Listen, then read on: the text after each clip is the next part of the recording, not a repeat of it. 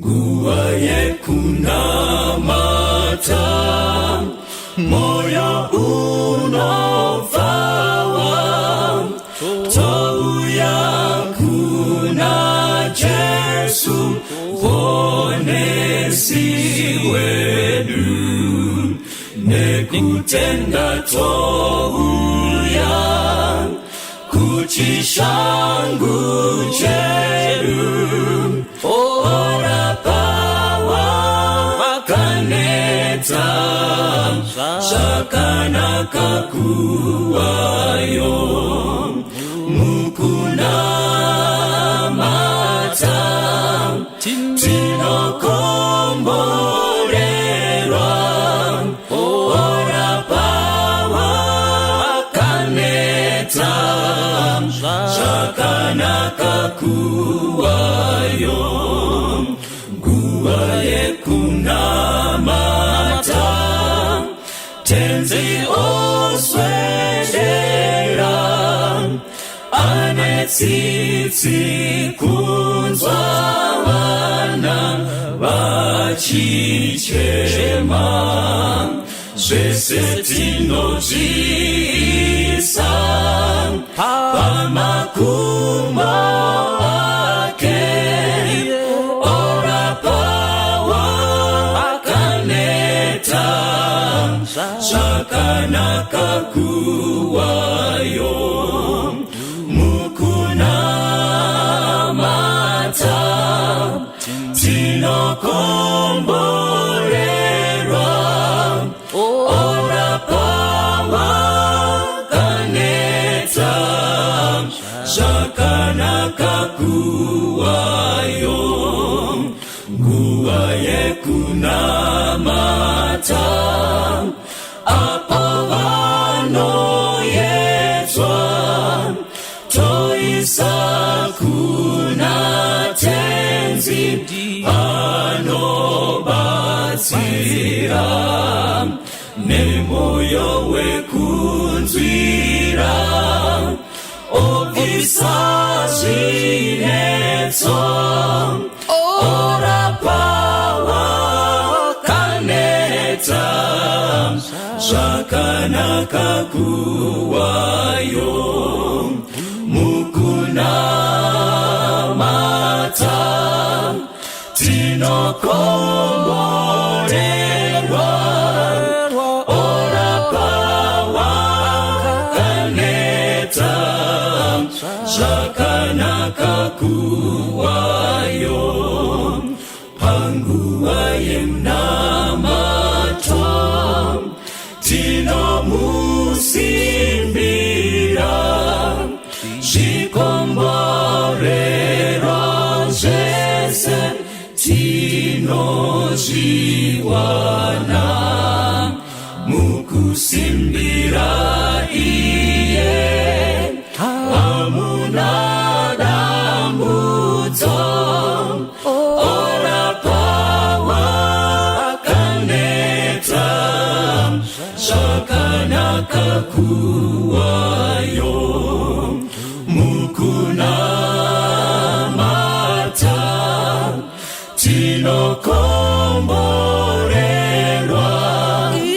Ora pawa wakaneta, shakanaka kuwayo, mukunamata, tinokomborerwa. Ora pawa wakaneta, shakanaka kuwayo. Maakadi zvenyu vana vaMwari, tinokuchingamidzai kuprayer band yedu inotangana 9 sabata roga roga. Tinovimba Mwari wakakuchengetai pakati pevhiki kusvikira pamusi wanhasi sabata raJehovha. Kumbira kwangu vana vaMwari ndikokuti Mwari achitibatsira ngatirambei tiri pamunamato, nemhaka yekuti semakristu ranga revhiki yapera takadzidza kuti tiri muhondo, asi hondo iyi tunoikunda koga nechombo chomunamato. Saka tiri kufamba nemachapta ehondo. Tiri kufamba nemavhesi anogona kutisimbisa mukati mehondo yatiinayo iyi. Mukati mezora nhasi toda kubata pfungwa yekushanda kwatinoita kana kuti zvine chekuita neupfumi, provision yatinopiwa naMwari. Regai tipinde pakunamata. Titanga program yedu ngatinamate. Baba vedu vari kumusoro kudenga, toda kutendai. Mazviitei mutsvene waIsraeri.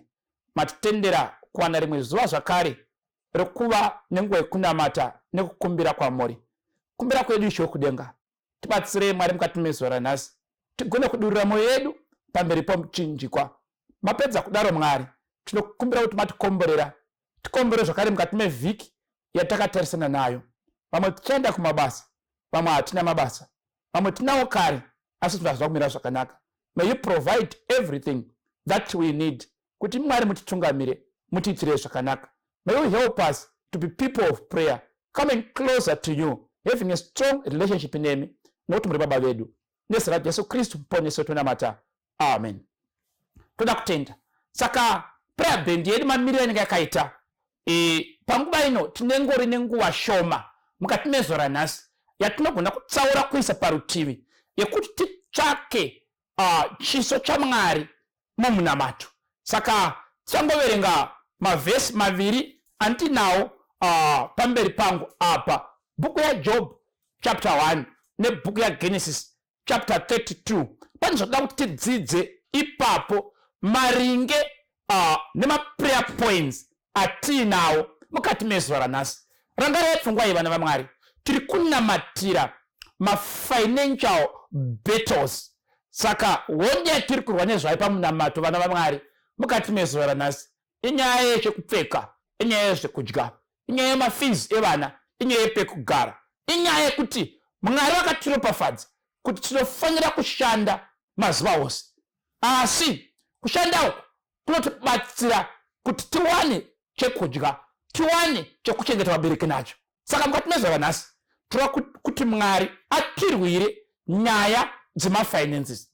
Why tasarudza topic iyi mukati mezora nhasi? Why tasarudza subject iyi? Kuti tinamate nezvazvo. Tichada kuverenga pana Job chapter 1 pavhesi ya 9 kusvika pavhesi ya 11. Saka mukati mezora nhasi tiri kunamatira wealth nemhaka yekuti upfumi hune chekuita maringe nekunamata kwedu. Regai tivhure pana Job chapter 1 pavhesi ya 9. Muchaverenga makateerera. Neno ndichakukumbira ikoko kuti munge makabata mabhaibheri enyu.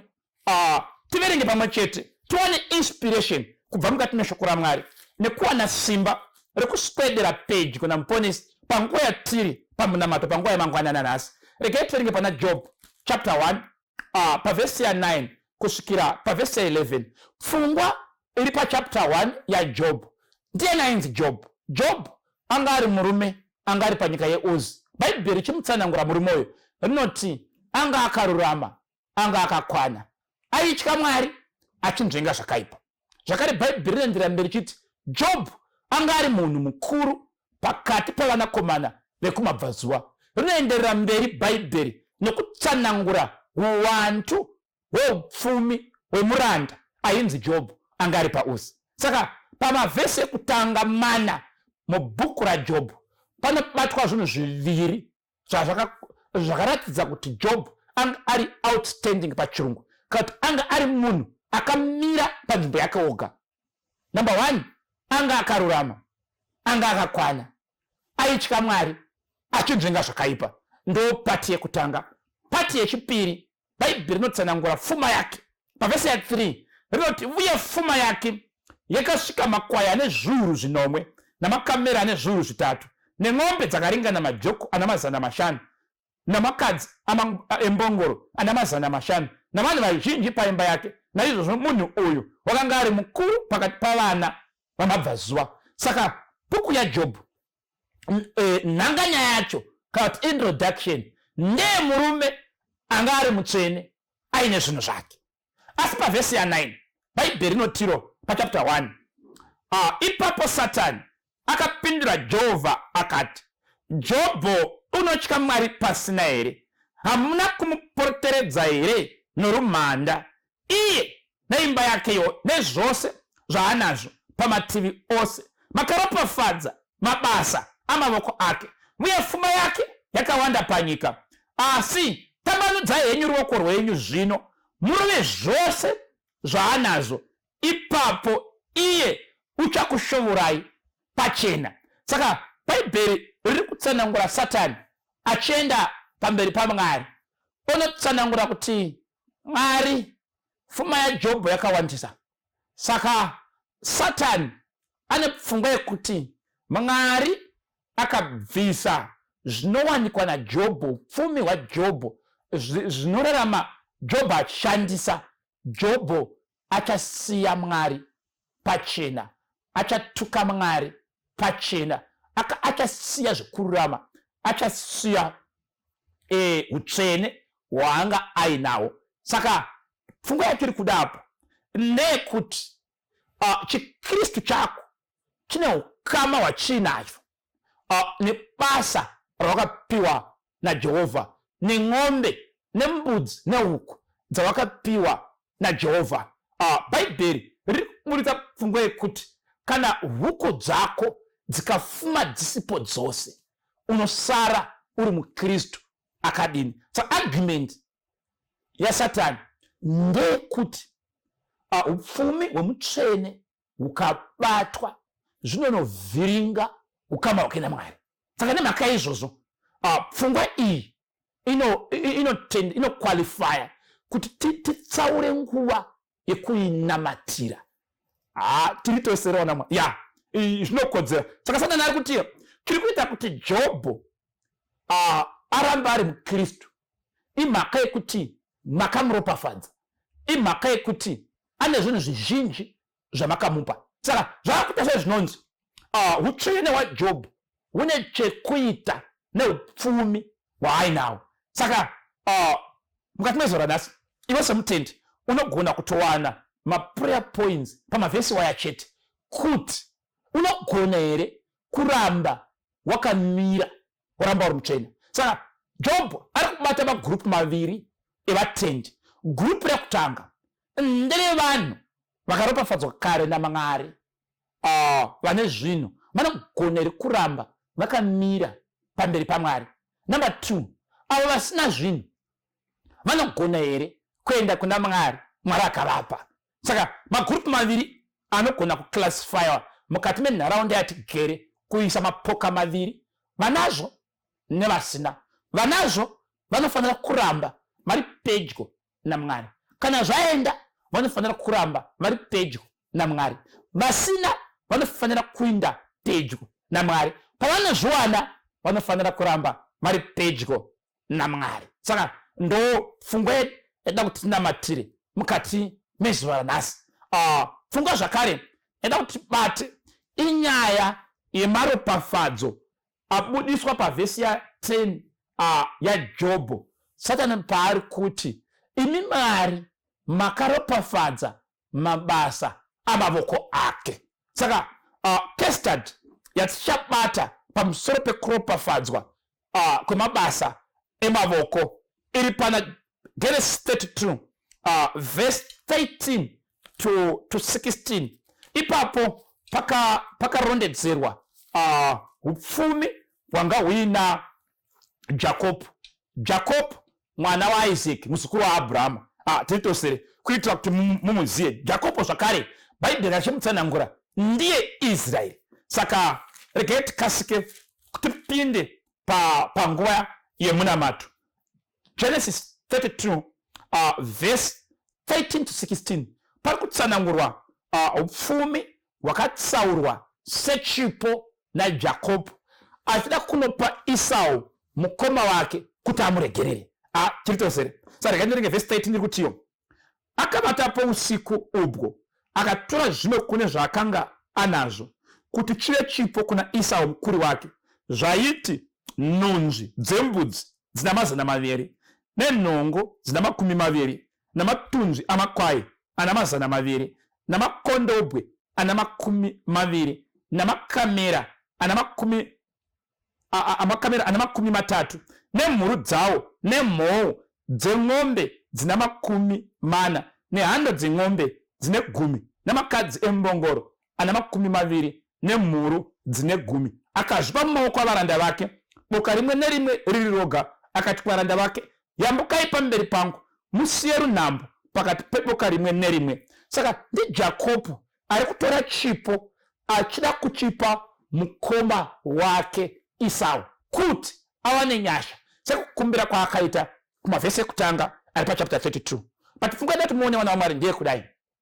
Jacob paanobva kwababa vake kwaaigara achienda kwa sekuru Laban kuPadan Aram, anosvikako osikoshanda makore iwo anoita 20.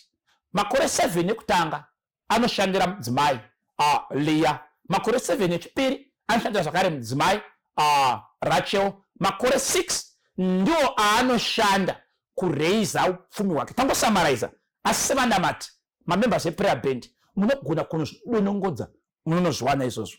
Saka pa 6 years dzinoshandwa naJacob, Jacob basa raanga akabayirwa chitupa ranga riri rekufudza hwai, basa rekufudza ng'ombe. Iwo anga ari mufudzi, but chinondishoka ndechekuti mufudzi apedza kufudza makwai anobva kuna tezvara vake vanga vari sekuru zvakare aine upfumi uhwu. Saka ndakuti mutore bhopo nebepa muhunyore. Bhaibheri rekuti akazvitora pane zvimwe. Saka upfumi hwakaliswa pamavhesi aya hausi upfumi hwose hwanga huina Jacob, but chidimbu chawo chaakatora kuti ape mukoma amuregerere. Tiri tosere anga aine mbudzi sheshe 200, anga aine mikono yembudzi 20, anga aine makwai masheshe 200, anga aine makwai makono 20, mangamera anga ari 30. Saka pandawerengedza ndichitsvaka mutengo wezvinhu izvi zvakatorwa naJacob achida kunozvipa mukoma wake. Tomboti ndiwe wanga uchishanda for 6 years uchifudza mombe, wonzi wabvako uine upfumi hwakadai, hazvigoneke kunze kwekuti kana Mwari aisa ropafadzo pamusoro pebasa rako. Tiri tosera na Mwari. Saka pandawerengedza ndaona kuti upfumi uhu hwasvika 2,491,000 ma-US dollars. Mumufudzi wemombe angagone kushanda kupi mukati me-this world? Obva ikoko aine mupfumi unosvika 2 million. Saka mukazoverenga nyaya yacho zvinokuratidza kuti zvoga ndiMwari akaropafadza mabasa emaoko aJacob. Saka prayer point hombe yatiri kudzidza apa ndeyekuti anochengeta munhu pabasa handizini ndiJehovha ndo vane nzira dzokuisa ropafadzo. Saka dai taitotsvaga zvakare upfumi hwaJobho hatina kukalkuleta kuti ungaite mari, but pfungada kuti ipinde musoro medu patiri kupinda mumaprayer points apa ndepekuti basa rawakapiwa, kambani yawakapiwa naMwari, project yawakapiwa ndiMwari anogona kuropafadza, ende anokuropafadza zvikuru zvinodarika zvingaenderana nebasa rako. Tiritosere vana vaMwari. Saka panguva ino takuda kulista maprayer points atinonamatira mukati mezuva ranhasi. Prayer point yekutanga, ngatinamatirei kuchengetedzwa kweupfumi hwedu, kuchengetedzwa kwemabasa edu. Tiri tosere vana vaMwari, mabasa edu anofanira kuiswa ruzhowa naMwari. Basa rako riise muruoko rwaMwari. Prayer point number 2, ngatinamatirei kuwedzerwa kweincome. Pfungwa dautise mukati me-devotion yanhasi. Arizi basa rako rinogona kukuchengeta 100%. Siyirawo mukana wokuti Mwari vadonhedzere makomborero muupenyu hwako. Zvakare prayer point ndada kuti tibate zvakare number 3 ndeyekunamatira ukama hwako naMwari. Ukama hwako naMwari ukasimba zvinobva zvaratidza kuti Mwari unogona kuwedzera makomborero eupfumi hwako. Zvakare Mwari ngaaropafadze upfumi hwako.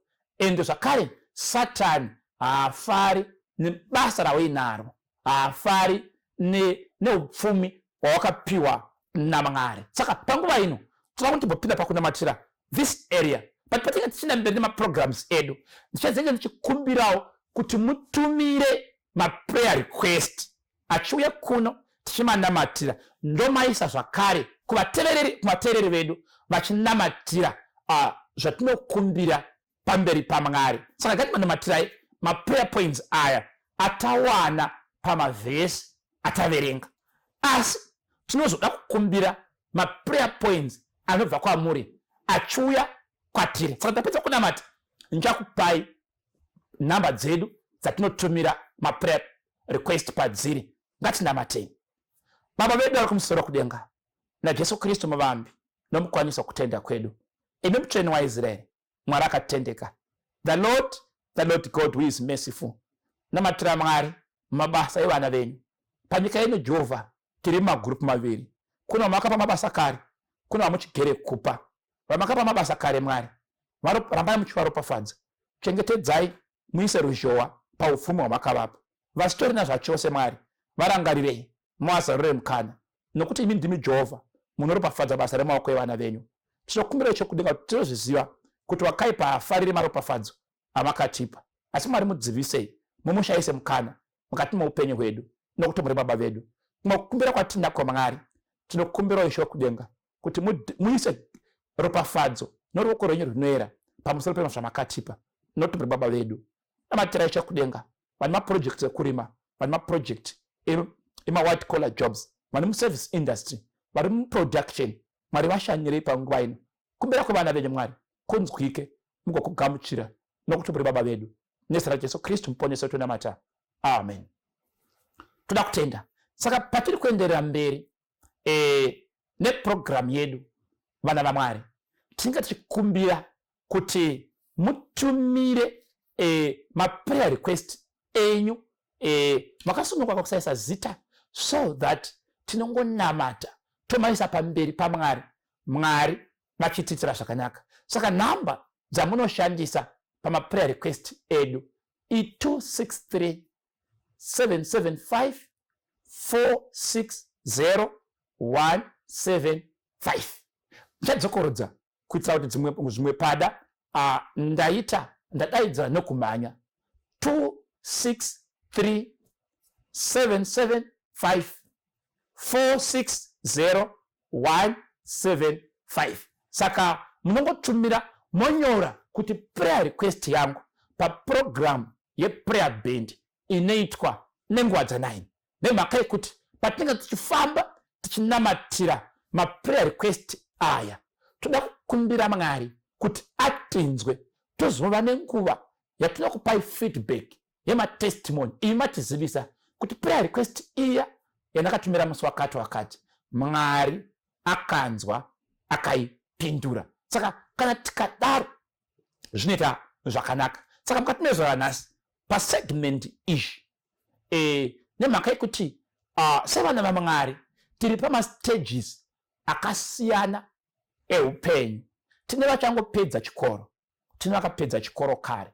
Tichakumbira zvakare kuti tivaise mukati memunamato, mukati mezuva ranhasi, kuti Mwari either avape capital yekutanga maproject, kana kuti avape employment ichava sustaina. Mazvionere vana vaMwari kuti pamavhesi maviri ataverenga mukati mezuva ranhasi, taverenga Job haana kwaaishanda, anga aine tukunhu twake, anga aine zvinhu zvake. He was a businessman in the line of farming. Vataverenga Jacob, he was an employee, but one of the employees who was a millionaire. Tiritozera nama namuverenga muchinda uyu, unoona kuti ndi Mwari vakamuropafadza. Zvinoitika mwana waMwari kuti unogona kuwana basa raunopiwa naMwari, rokuti unowana income inoenderana namuzvina business, because chipo ichi chinopiwa Esau na Jacob. Imagine mkomana mumbe, imagine ndanje mkomana mumbe for the past 6 years. Ndine makwai 200 nembudzi 200 nemakamera 30. Pana ichitotsvaga padata horengedzo ndaona kuti gwai rakachipa $75. Ngamera yakachipa kunyika kwazinotengeswa. Marere vakataura $55,000 US.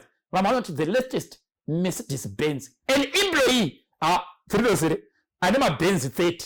Saka zvaitambirwa naJacob, hapana employer anogona kukutambirisa such an amount yekuti unobva pabasa pacho uine package yakakura zvakadai.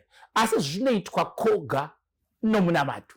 Saka mwana kudenga atibatsire kuma projects edu, mwana kudenga atikomborere kumabasa kwatinoshanda, kuti Mwari aise ropafadzo yake mukati meupenyu hwedu. Saka chiKristu kunamatira our daily bread, nokuti Kristu panotidzidzisa kuna Matthew 6:9 tidzika nayo pa the Lord's Prayer, anoti give us our daily bread. Saka panguva ino tokuti tinamatire kumabasa kwatinoshanda, maemployers edu, maprojects edu, market yedu, namaka kuti Mwari une nzira dzainadzo dzekuropafadza basa remavoko edu.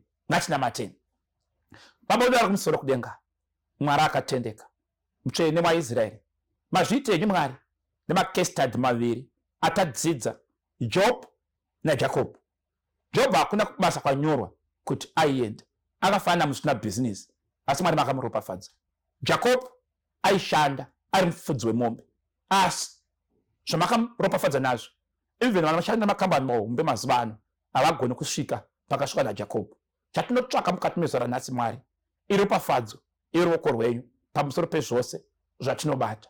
Zvakadai chimwe chatinokumbira Mwari, tinokumbira ukama nemuri pedyo wakasimba, kuti muise ruzhowa pamaropafadzo ezvinhu zvamakatipa, emablessings amakatipa, ezvipfuwo zvamakatipa, nezita raJesu Kristu muponesi wedu tonamata. Amen. Mwari kudenga akukomborerei, akuitirei zvakanaka. Ngatisanganei vhiki inouya panguva yeprayer band, panguva yemunamato. Ngaive tsika yako yekuti zuva nezuva unge uri pamunamato. Mwari kudenga akukomborerei, akuitirei zvakanaka. Thank you.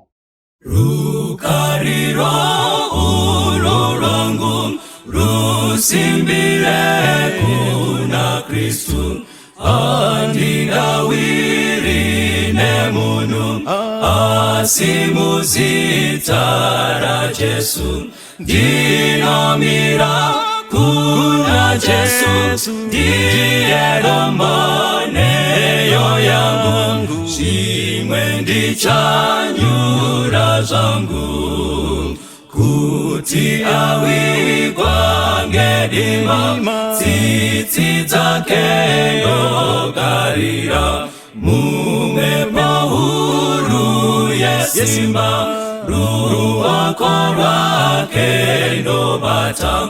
Ndinomira kuna Jesu, ndiye domboneyo yangu, zvimwe ndichanyura zvangu, chirangano chake icho nechitsidzo cheroparo, zvinondipa rusimbiro pakati pemadambudzo.